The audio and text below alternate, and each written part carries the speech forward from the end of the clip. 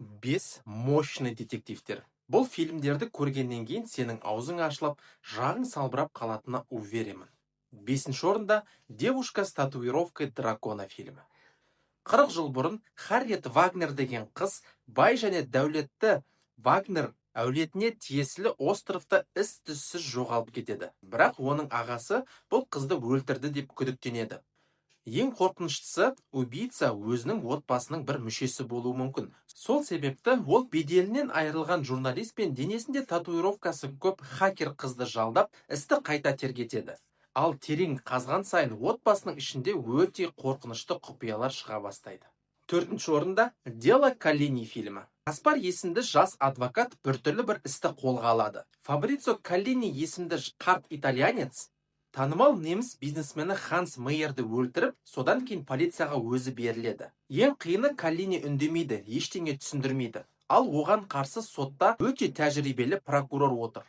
Істі одан әрі қиындататыны моральдық байланыстар. Өлген Ханс Майер адвокат Каспарға әке орнына әке болған адам. Ал оның қызы Каспардың бұрынғы алғашқы махаббаты.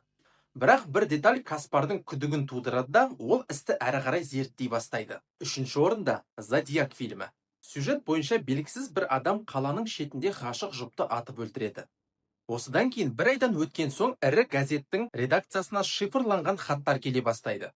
Өзін Зодиак деп айтатын қылмыскер хаттағы өзінің жеке басына қатысты құпиялар ашылмайтын болатын болса, 12 адамды тағы да өлтірем деп жариялайды. Екінші орында «Шестое чувство» фильмі. Малькольм Кроу есімді детский психиатр өте бір күрделі жағдайға тап болады. 9 жасар Коул есімді кішкентай бала үнемі қорқынышты түстер көре береді. Оған өлген адамдардың рухтары көрінеді. Дәрігер ретінде Малкольм бұл жағдайды түсіндіре алмайды, және де баланы емдей де алмайды. Бірақ адам ретінде ол баланы жалғыз қалдырмай, оның қорқынышты әлемін түсінуге тырысады.